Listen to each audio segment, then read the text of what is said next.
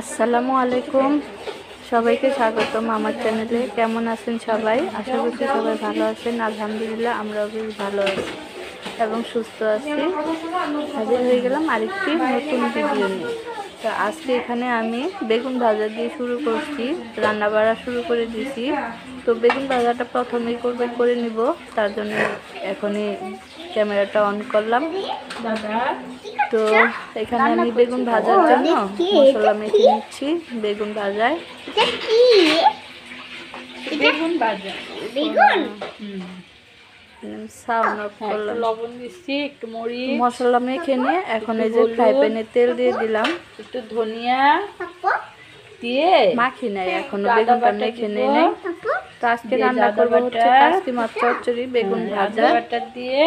এই যে মশলা দিছি, এখন এই যে আদা বাটা নাতনির সাথে কথা বলতেছি, নাতনি শিখাইতেছি। এরকম করে মাখাবো, বুঝছো? এরকম করে বেগুন ভাজা করে।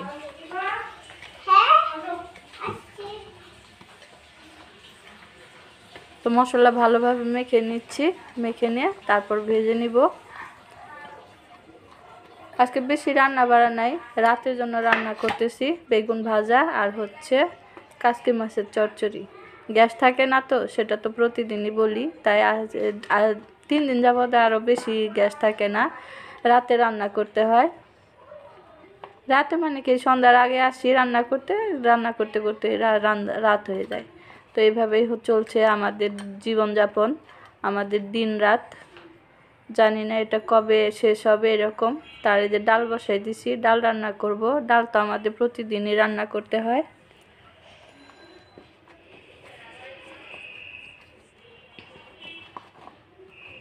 তো বন্ধুরা, যেখান থেকে আমার ভিডিওটি দেখছেন, আশা করছি আর কি লাইক দিয়ে ভিডিওটা দেখা শুরু করবেন, কমেন্ট করবেন, শেয়ার করবেন। তো এখানে যে আমার তেলটা গরম হয়ে গেছে, আমি এখন বেগুনগুলো দিয়ে নিচ্ছি, বেগুনগুলো ভেজে নিব। আর বেগুন ভাজা আমার কাছে খেতে খুবই ভালো লাগে। তো বেগুন ভাজা হয়ে গেছে, এখন নামিয়ে নিলাম।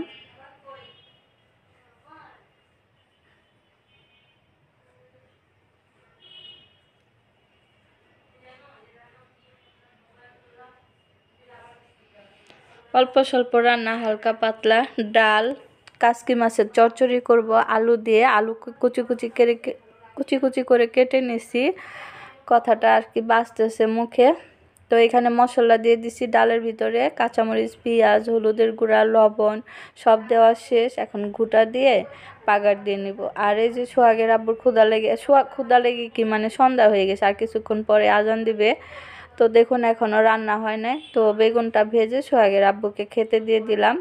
আর হচ্ছে যে এখানে কাসকি মাছ চচ্চড়ি করে নিব। কাসকি মাছ ভালোভাবে ধুয়ে নিছি, ধুয়ে আগে রাখছিলাম, ফ্রিজে রেখে দিয়েছিলাম, তো আজকে বের করে নিছি। আর এই যে এখানে আলু কুচি কুচি করে কেটে নিছি, পেঁয়াজ কুচি কেটে নিছি, আর হচ্ছে কাঁচামরিচ সমস্ত কিছু দিয়ে দিচ্ছি এখন। আর কাসকি মাছে কিন্তু পেঁয়াজটা বেশি দিলে ভালো লাগে, তরকারিটা বেশি টেস্ট হয়। তো এখানে আমার পেঁয়াজ কুচি দিয়ে দিলাম। আর হচ্ছে হলুদের গুঁড়া, মরিচের গুঁড়া, ধনিয়ার গুঁড়া অল্প অল্প করে দিব, কারণ কাসকি মাছের চচ্চড়িটা অল্পই, সেজন্য মশলার পরিমাণটাও কমিয়ে দিছি। লবণ দিয়ে দিলাম স্বাদ মতো। এখন তেল দিয়ে দিব, দিয়ে ভালোভাবে মেখে চুলায় বসিয়ে দিব, তারপর আস্তে আস্তে চচ্চড়িটা করে নিব।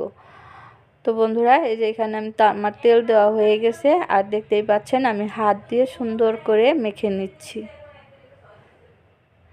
তো এইভাবে আলু দিয়ে কিন্তু কাসকি মাছ চচ্চড়ি করলে খেতে অনেক ভালো লাগে, অনেক, কি বলবো।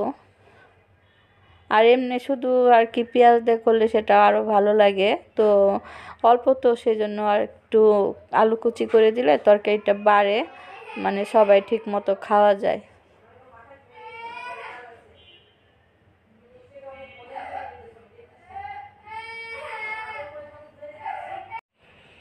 তো এই যে আমি সুন্দর করে মেখে তারপর পানি দিয়ে দিলাম। পানিটা অল্পই, কাসকি মাছে বেশি পানি দিতে হয় না, অল্প করে পানি দিলেই সুন্দর একটা রান্না হয়ে যায়। তো পানি দেওয়া শেষ, এখন হাত দিয়ে মেখে টেকে আবার সুন্দরভাবে চুলায় বসিয়ে দিব। যারা রান্না পারে না, যারা নতুন গৃহিণী বা যারা ব্যাচেলার, তারা কিন্তু এভাবে দেখে রান্না শিখতে পারেন, কিভাবে কাসকি মাছ চচ্চড়ি করি আমরা। তো এই যে মাছটা এখন ঢাকনাটা উঠিয়ে দেখলাম বলক এসে গেছে, ধনিয়া পাতা দিয়ে দিলাম।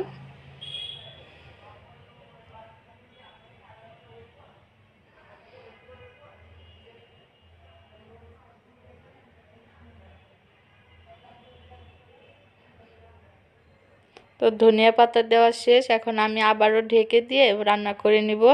এই ঝোলটা শুকাবো, চচ্চড়ি করব, একদম ঝোল রাখবো না। এই তো দেখুন চচ্চড়ি হয়ে গেছে। আর এদিকে আমার নাতনি এসে আমার মোবাইল টানাটানি করতেছে, আমাকে টানতেছে। আর কি অবস্থা দেখুন, সে তার সাথে খেলতে হবে, সেই জন্য আমাকে টানাটানি করতেছে, রান্না করতে দিবে না, তার জন্য এরকম হয়েছে। তো ওই যে চচ্চড়িটা হয়ে গেছে। আর আজকে খাওয়া তো সোহাগের আব্বু আগে খেয়ে নিছে, দেখতেই পেলেন, বেগুন ভাজা দিয়ে। তো এখন হচ্ছে সন্ধ্যার পর কি ওই রান্নার সাথেই কাসকি মাছ রান্না করে আমি এই যে কিচেনটা পরিষ্কার করছি, অনেক ময়লা হয়েছিল, সেটা পরিষ্কার করছি, করে নিয়ে যে এখন আবার একটু নাস্তা বানাবো সন্ধ্যার জন্য। এখন তার কেউ ভাত খাবে না, রান্না করে রাখলাম, 10টার দিকে খাবে। তো তার জন্য এখন এই যে একটু নাস্তা বানাইতে আসছি। তো আজকে অনেক দিন পর আমি নাস্তা বানাইতে আসছি। এখন আর নাস্তা বানানো হয় না, আগে তো প্রায় একটু একটু নাস্তা বানাইতাম, এখন একদমই হয় না। কারণ এই যে গ্যাস থাকে না, আবার কাজ টাজ করতে অনেক দেরি হয়ে যায়, আর মন চায় না যে আবার রান্নাঘরে আসি, কিচেনে আসি, একটা নাস্তা তৈরি করি, সেটা আর ইচ্ছা করে না। তার জন্য আর বানানো হয় না, বাইরে থেকে কিছু কিনে এনে খাওয়া হয়। তো আজকে খুব সিঙ্গারা খেতে ইচ্ছা করতেছিল আমার, নিজের হাতে তৈরি করে, তার জন্য এই যে এটা করতেছি। তো এখানে আমি আটাটা মেখে নিলাম, সাথে কালিজিরা দিছি, আটা দিয়েই করতেছি, এটা ময়দা দিয়ে করতে হয়, তো ময়দা নাই, তার জন্য আটা দিয়েই করতেছি। তো কালিজিরা দিছি, তেল, লবণ, সামান্য একটু চিনি দিছি, দিয়ে নর্মাল পানি দিয়ে যে আটাটা আমি ছেনে নিছি সুন্দর করে ময়ান দিতে হবে, ময়ান দিয়ে তারপরে এরকম ছেনে নিয়ে তো মেখে নিলাম। ছেনে যে ঢাকনা দিয়ে ঢেকে রাখলাম, 30 মিনিট ঢেকে রেস্টে রাখবো। তো এদিকে আমি সিঙ্গারার পুরটা বানিয়ে নিছি, আলু টুকরো টুকরো করে কেটে নিছি, কেটে নিয়ে তো এই যে সমস্ত মশলা দিয়ে আদা রসুন সামান্য একটু হলুদের গুঁড়া, মরিচের গুঁড়া, ধনিয়ার গুঁড়া দিয়ে এই যে আলুটা আমি রান্না করে নিচ্ছি। তো এখন ধনিয়া পাতা দিলাম, দিয়ে ঢেকে দিলাম। আর এই যে পুরটা আমার হয়ে গেছে, দেখুন আলুটা আমি ভেঙে ভেঙে দিছি। তো পুরটা কিন্তু অনেক সুন্দর হয়েছে, এর মধ্যে বাদাম দিলে আরও ভালো লাগতো। তো যাই হোক, বাদাম নাই, আপনারা বাদাম থাকলে বাদামটা দিয়ে নেবেন, কিশমিশ দিলে আরও বেশি টেস্ট হয়। তো এই যে এখানে আমি রুটি বানাবার জন্য, সিঙ্গারার বানাবার জন্য 4টা লেচি কেটে নিছি। খুব সুন্দর কিন্তু আমার আটাটা সেট হয়ে গেছে, একদম নরম তুলতুলে, দেখাইতে পারি নাই, কারণ ক্যামেরা ধরতে ইচ্ছা করতেছিল না।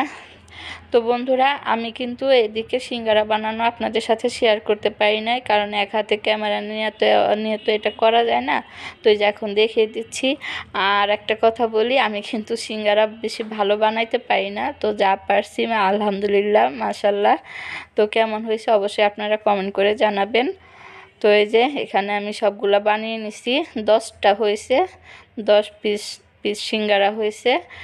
তো এখন আমি এই যে চুলায় কড়াইতে তেল দিয়ে দিছিলাম, তেলটা হালকা গরম, হালকা না, এখনও কিন্তু গ্যাস কম, এখনও ওই যে সন্ধ্যার পরে কিন্তু এখন 7:30টার মতো বাজে, তারপরও গ্যাস কম। এই যে, আর চুলা আমার বাড়াইতেও হয় নাই, কমাতেও হয় নাই, যেরকম আছে গ্যাস ওইরকম আছে। আমি যে সিঙ্গারাগুলো ভেজে নিচ্ছি, তো এটা আস্তে আস্তে ভাজতে হবে সময় নিয়ে।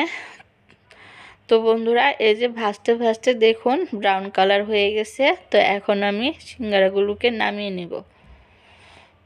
তো মাশাল্লাহ, দেখতে কিন্তু অনেক সুন্দর হয়েছে, খেতে কেমন হবে জানি না, খেয়ে আপনাদের দেখাবো।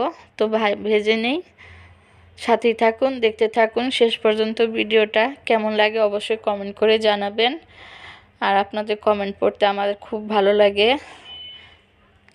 অনেক অনেক ধন্যবাদ জানাই আপনাদের। তো ধন্যবাদ দিয়ে ইয়ে করা যাবে না, শেষ করা যাবে না।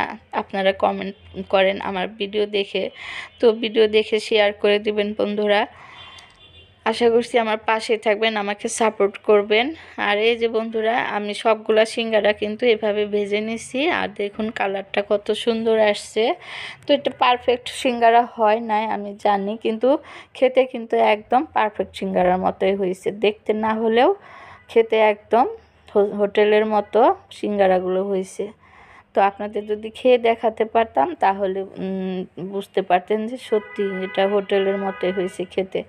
এই যে দেখুন গরম গরম সিঙ্গারা আমরা বিছানায় বসে খাচ্ছি, সোহাগের আব্বু আর আমি। আমার নাতনি ঘুমাইতেছে, ওর জন্য মিস করতেছিলাম, ভালো লাগতেছিল না ওকে ছাড়া খেতে। ও খুব খুশি হয় এসব দেখলে। তো আমি আর সোহাগের আব্বুই খাচ্ছি, বেশি আনন্দ পেলাম না নাতনিকে ছাড়া। আর কি গরম দেখুন, হাত দিয়ে ধরতে পারতেছি না। এইমাত্রই তো ভেজে নিয়ে আসলাম, দেখতেই পেলেন। তো ভেঙে আপনাদের দেখাই কতটা সুন্দর হয়েছে, খেতে অনেক মজার হয়েছে, অনেক একদম বললাম না বন্ধুরা, একদম হোটেলের মতো হয়েছে খেতে। তো মাশাল্লাহ আমি কিন্তু খাচ্ছি গরম গরম। এই যে দেখুন ভেঙে নিছি, ভিতরটা কত সুন্দর দেখা যাচ্ছে, কিন্তু একদম হোটেলের সিঙ্গারার মতো। তো এটা ময়দা দিয়ে করলে আরও সুন্দর হতো, পারফেক্ট হতো। আটা দিয়ে করছি। তো বন্ধুরা আপনারা ময়দা দিয়ে করে নেবেন। তো এই যে খেয়ে নিচ্ছি গরম গরম সন্ধ্যাবেলায়, শীতের দিনে, শীতের সন্ধ্যায়।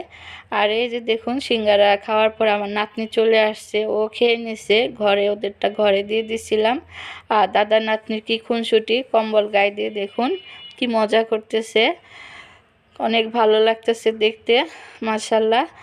তো আজকের মতো এখানে বিদায় নিচ্ছি। সবাই ভালো থাকবেন, সুস্থ থাকবেন, আমার পাশে থাকবেন, আমাকে সাপোর্ট করবেন। আল্লাহ হাফেজ।